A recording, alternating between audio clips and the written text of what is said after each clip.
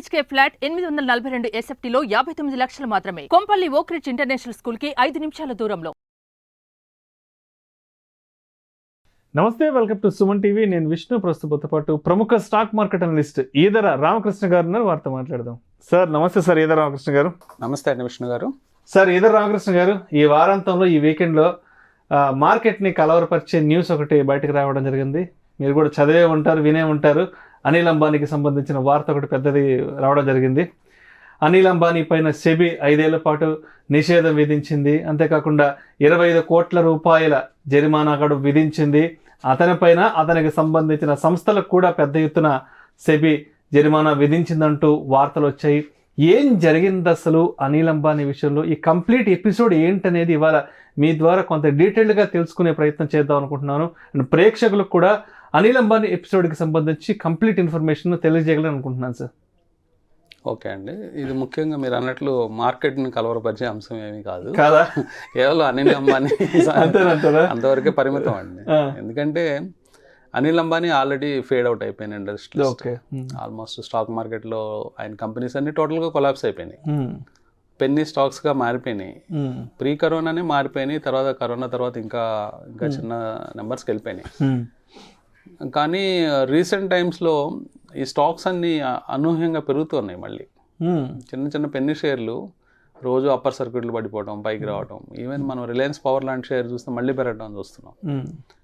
ఒక రకంగా సెబీ తీసుకున్న నిర్ణయం అంటే ఈ టైమింగ్ అనేది కరెక్ట్ అనిపిస్తుంది. ఎందుకంటే ఇన్వెస్టర్స్ పాడైపోకుండా, పెన్నీ షేర్లలో ఎక్కువ లావాదేవీలు చేయకుండా ఎప్పుడైతే ఈ న్యూస్ వచ్చిందో వెంటనే ఆ స్టాక్స్ అన్ని కూడా మళ్ళీ రివర్స్లో లోవర్ సర్క్యూట్స్ పడిపోయినాయి. సో ఒక రకంగా బెటర్ అండి ఇది. ఎందుకంటే ఇన్వెస్టర్ని సేవ్ చేసినట్టు అయింది సెబీ.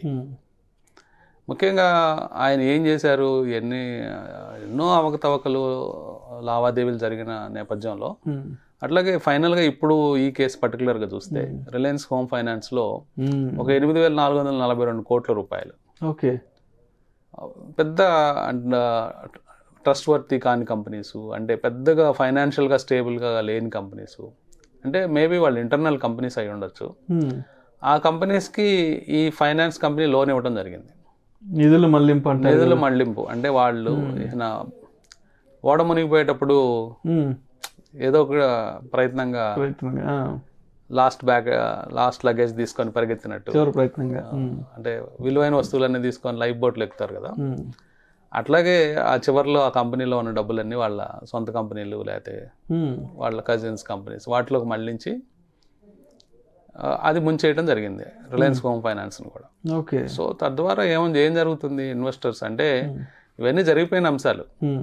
సో అందువల్ల ఆ షేర్ని అప్పట్లోనే 75 పైసలకి కొట్టడం జరిగింది, కిందకి తీసుకురావడం జరిగింది. తర్వాత మళ్ళీ ఈ మధ్య అన్నీ సద్దుమడిగిన తర్వాత వార్తలన్నీ ఎక్స్ట్రీమ్ బుల్ మార్కెట్లో ఉన్నాం మనం. ఈ బుల్ మార్కెట్లో ఉండడం వల్ల ఈ జంక్ షేర్లు, ఏమి నెట్వర్త్ లేని షేర్లు కూడా పెరగడం చూస్తున్నాం.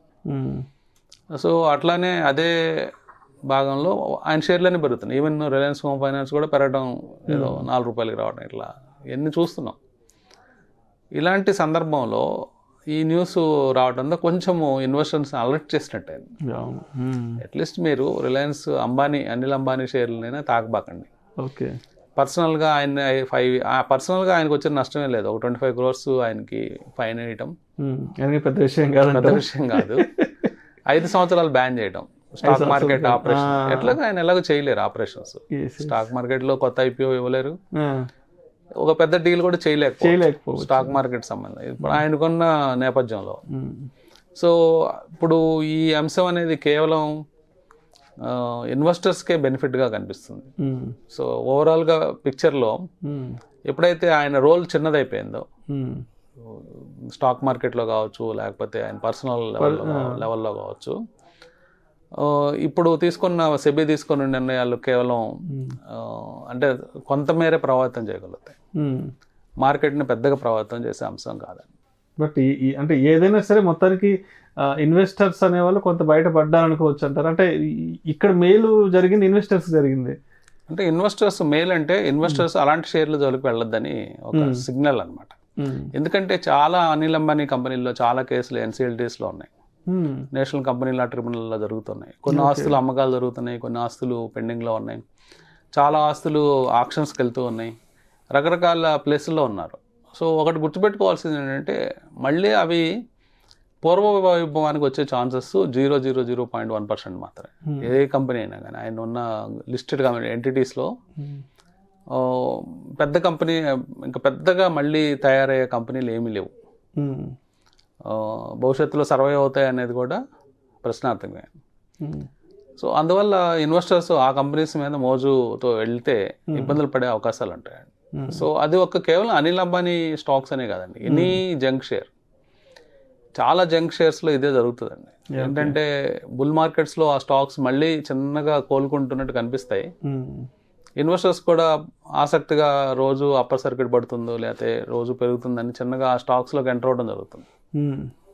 కానీ అల్టిమేట్గా జరిగేది ఏంటంటే ఒక టైడ్ రివర్స్ అయినప్పుడు మొత్తం స్టాక్స్ అన్నీ మళ్ళీ లోవర్ సర్క్యూట్స్కి వెళ్ళిపోవటం, మళ్ళీ చిన్నగా స్టాక్స్ జీరోకి వెళ్ళిపోవటం జరుగుతుంది. Right right. కాబట్టి ఇవన్నీ ఇన్వెస్టర్స్ ఒక మేలుకొల్పులాగా తీసుకోవాలన్నమాట. రైట్.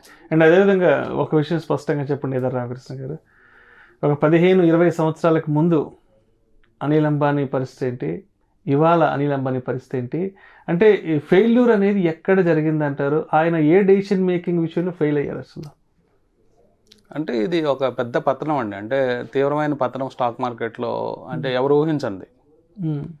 అంటే ఇటు ఇన్వెస్టర్స్ ఊహించలేదు, ఒక బిగ్ ఇండస్ట్రియలిస్టులు ఊహించలేదు, అంటే అంత పెద్ద పతనం చూస్తాడు అనిల్ అంబానీ అనేది. ఎందుకంటే గతంలో కూడా అనేవాళ్ళు రిలయన్స్ ఇండస్ట్రీస్ గ్రోత్ ఆ టైంలో మొత్తం ఫైనాన్షియల్ ఇంజనీరింగ్ చేసింది అనిల్ అంబానీ అని. అంటే ఆ కంపెనీకి సంబంధించిన ఫైనాన్సెస్ని మొబిలైజ్ చేయడం కానీ ఆ కంపెనీని ఉన్నత స్థాయిలకి, అంటే ఫైనాన్షియల్ పార్ట్ వరకు ఒక 20 years బ్యాక్ ఒక ప్లానింగ్ స్కెచ్ అంతా ఎప్పుడైతే ధీరుభాయ్ అంబానీ వాళ్ళ పిల్లలిద్దరికి ఇచ్చారో అధికారం, అప్పటి నుంచి అంటే ఇద్దరు ప్రెస్టీజియస్ ఇన్స్టిట్యూట్స్లో చదువుకొని వచ్చారు brothers, Dhirubhai Ambani Sons. So అయినా కానీ వ్యాపార నేపథ్యం, మంచి కుటుంబం. వాళ్ళ టైంలో కార్బన్స్, అంటే కార్బన్ ఇండస్ట్రీ ఆల్మోస్ట్, అంటే ఏషియాలో చాలా కంపెనీస్ క్లోజ్ అయిపోయినాయి. ఆ టైంలో రిలయన్స్ నిలబెట్టారు పెట్రోకార్బన్ ఇండస్ట్రీలో. సో రిలయన్స్ నిలబెట్టడం కాకుండా ఒక గ్రాస్ రూట్ రిఫైనరీని కన్స్ట్రక్ట్ చేయడం జరిగింది. ఒక గ్రాస్ రూట్ రిఫైనరీ ఒక పెద్ద స్కేల్లో, అంటే దాదాపుగా 15,000 ఎకరాల్లో జామ్నగర్లో కట్టడం, దాన్ని సక్సెస్ చేయడం, దాని నుంచి చాలా రెవెన్యూస్, అంటే చాలా ఇంపోర్ట్ జరుగుతుంది అక్కడ నుంచి. సారీ, అంటే ఇంపోర్ట్స్ మనం తీసుకొని మళ్ళీ ఎక్స్పోర్ట్ చేస్తాం. ఓకే.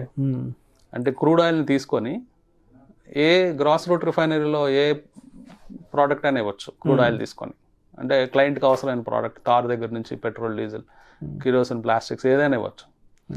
వాటన్నిటిని మళ్ళీ ఎవరి దగ్గర అయితే ఇంపోర్ట్ చేసుకుంటారో మళ్ళీ వాళ్ళకి ఇస్తారు, వీళ్ళ మార్జిన్ వీళ్ళు తీసుకుంటారు.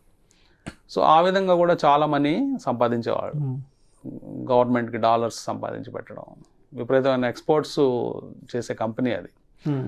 అంత కంపెనీ కన్స్ట్రక్షన్లో కానీ లేకపోతే దాన్ని డెవలప్ చేయడంలో కానీ ప్రధాన పాత్ర ఉంది. కానీ ఎప్పుడైతే బ్రదర్స్ మధ్య డిస్ప్యూట్స్ వచ్చి వాళ్ళు సపరేట్ అవుదాం అనుకున్నారో, ఒక డెసిషన్ మేకింగ్ అనేది వాళ్ళ ఈయన ఫెయిల్యూర్కి దారితీసింది. ఒకటేంటంటే ఎంటిటీస్ అన్నిటిని సపరేట్ చేసుకోవటం క్లియర్గా ఉంటుంది అనే ఉద్దేశంతో కొన్ని ఎంటిటీస్ ముఖేష్ అంబానీ, కొన్ని ఎంటిటీస్ అనిల్ అంబానీ తీసుకోవడం. కానీ చిన్న మెలిక ఏంటంటే ఈయనకి పవర్ ప్లాంట్స్ ఇచ్చారు ఎక్కువగా. ఓకే. అనిల్ అంబానీకి పవర్ ప్లాంట్స్ ఇచ్చారు. చాలా పవర్ ప్లాంట్స్ ఇచ్చారు. రిలయన్స్ ఇన్ఫ్రాలో ఉండేవి. తర్వాత ఆర్ పవర్ అనే ఒక సపరేట్ ఎంటిటీ క్రియేట్ చేసి IPO కూడా ఇవ్వడం జరిగింది. మెయిన్ ఏంటంటే ఈయన పవర్ ప్లాంట్స్కి ముఖేష్ అంబానీ గ్యాస్ సప్లై చేసేటట్టు. ఈ పవర్ ప్లాంట్స్లో కొన్ని గ్యాస్ బేస్డ్ పవర్ ప్లాంట్స్ ఉన్నాయి. గ్యాస్తో పవర్ జనరేట్ చేసి దాన్ని మళ్ళీ డిస్ట్రిబ్యూట్ చేస్తారు. ఆ వివాదంలో ఈయన ఇరుక్కుపోయాడు అనిల్ అంబానీ. అంటే ముఖేష్ అంబానీ రైట్ ప్రైస్కి, ఒక ప్రైస్కి ఇస్తానన్న ప్రైస్కి ఇవ్వకుండా అది డిలే చేయటము, ఈ ప్రైస్కి అయితే ఇస్తానంటాము, అలా తగాదా పెట్టుకోవడం జరిగింది విడిపోయిన తర్వాత. ఓకే. తద్వారా ఈయన పవర్ ప్లాంట్స్ అన్ని చిన్నగా క్లోజ్ అయిపోవటం మొదలైనవి. అక్కడి నుంచి లాక్ అయిపోయాడు. ఎందుకంటే ఆయన ఇచ్చే ప్రైస్ ఈయనకు వర్కౌట్ కాదు ఆ టైంలో. సో అది కోర్టులో కేసు నడవటం, ఆ కేసులన్నీ ఫైట్ చేయలేకపోవటం. అదే టైంలో ఆయన కంపెనీస్లో ఆర్కామ్ ఒకటి వీక్ అయిపోవటం, రిలయన్స్ కమ్యూనికేషన్స్. అంటే మిగతా ప్లేయర్స్ వడా, ఆ రోజుల్లో వడా, ఐడియా, రిలయన్స్ 10 ఏళ్ళకి ముందు, ఆల్మోస్ట్ 10-12 ఏళ్ళకి ముందు వడాఫోన్, ఐడియా, తర్వాత భారత్ ఎయిర్టెల్, వీళ్ళ ముగ్గురు బాగా రైజ్ అవడం, పుంజుకున్నారు. తర్వాత ఆర్కామ్, బిహెచ్ఎన్ఎల్ చిన్నగా మార్కెట్ షేర్ కోల్పోవడం జరిగింది. సో అట్లా 1 by 1 తన కంపెనీస్ని పట్టుకోల్పోవడం జరిగింది. తర్వాత ఈయన ఒకేసారి అన్ని రంగాల్లో విజృంభించారు. అంటే ఒకేసారి ఎప్పుడైతే స్వేచ్ఛ వచ్చిందో, ఇదివరకు ఫ్యామిలీలో ఉన్నప్పుడు ఒక ఫ్యామిలీ అండర్ ఒక హెచ్యుఎఫ్ వర్క్ చేసేటప్పుడు ఒకలాగా పనిచేసిన వ్యక్తి, ఈయనకున్న అగ్రెసివ్నెస్ అనేది ఎప్పుడైతే ఇండివిజువల్ అయ్యాడో, ఆ అగ్రెసివ్నెస్ అనేది ఆయనకి అగ్నెస్ట్ గా పనిచేస్తుంది. ఎట్లాగంటే ఒకేసారి చాలా వెంచర్స్ స్టార్ట్ చేసేయడం, సినిమాస్ దగ్గర నుంచి, సినిమా థియేటర్స్ దగ్గర నుంచి ప్రతి రంగంలో స్టార్ట్ చేశారు. ప్రతి రంగంలో కాలు పెట్టడం, ఆ పెట్టిన రంగాలన్నింటిలో కూడా దెబ్బతింటాం. ఒకేసారి ఎప్పుడైతే దెబ్బలు తినడం మొదలు పెట్టారో, ఇంకా ఫైనాన్సెస్ అన్ని టైట్ అయిపోవడం, తర్వాత తద్వారా ఒక్కో కంపెనీ వీక్ అయిపోవటం, ఇట్లా జరిగింది. సో ఈ నేపథ్యంలో ఒక ఏఎంసీని అమ్మేయటం. ఇప్పుడు నిప్పన్ అసెట్ మేనేజ్మెంట్ కంపెనీ అనేది రిలయన్స్ అనిల్ అంబానీదే, అది అమ్మేయటం. సో ఏదైతే ప్రాఫిట్స్ ఇస్తున్న కంపెనీలు ఉన్నాయో అయ్యేమో అమ్మేసుకొని, లాస్ ఇస్తున్నాయి ఎలాగ ఉండిపోయి చేతిలో. తర్వాత పవర్ సెక్టారు చాలా డల్ ఒక డెకేడ్ అనమాట. ఆ డెకేడ్లో ఈయన ఉండటం, అదే పవర్ సెక్టార్లో ఈ రోజు ఉన్నట్లయితే ఎక్కడో ఉండేవాళ్ళు అనిల్ అంబానీ. ఎందుకంటే ఈ డెకేడ్ బాగుంది నిజంగా. ఇప్పుడు 2020 తర్వాత మొత్తం పవర్ సెక్టర్ సూపర్ గా ఉంది, రెన్యూబుల్ ఎనర్జీ అంతా. అదే 2010 నుంచి 2020 దాకా పవర్ సెక్టర్ జీరో. అవును, పెద్ద ఇంపార్టెన్స్ లేదు దానికి. అవును, కరెక్ట్. ఇప్పుడు ఒక్కసారిగా 2020 తర్వాత చిన్నగా ఎలక్ట్రికల్ వెహికల్స్ రావటం, పవర్ డిమాండ్ పెరగటం, పవర్ నెసెసిటీ పెరగటం, 100% ఎలక్ట్రిఫికేషన్ అయిపోవటం కంట్రీలో, మొత్తం పిక్చర్ అంతా డిఫరెంట్ గా ఉంది. ఇప్పుడు ఈరోజు పవర్ అంటే స్టాక్స్ విపరీతంగా పెరుగుతున్నాయి. ఆ డెకేడ్ లో లేకపోవడం, ఎప్పుడైతే రాంగ్ టైంలో ఉండి రైట్ టైంలో లేకపోవడం, ఇవన్నీ కూడా రకరకాల అంశాలు. టైం సింక్ అవ్వలేదు, అనుకునే కలిసి రాకపోవడం. సో ఒక పతనంలో 1-2 కారణాలు కదా, ఎన్నో కారణాలు ఉంటాయి. కర్ణుడి చావుకి కారణాలు అంటారు కదా. సో ఇప్పుడున్న మీరు టచ్ చేసిన లేటెస్ట్ అంశం ఏదైతే ఉందో, రిలయన్స్ హోమ్ ఫైనాన్స్, దాంట్లో మనీని వేరే కంపెనీలు తరలించడం, బదలాయించడం అనేది ఇంకా తప్పుల్లాగా జరుగుంటాయి.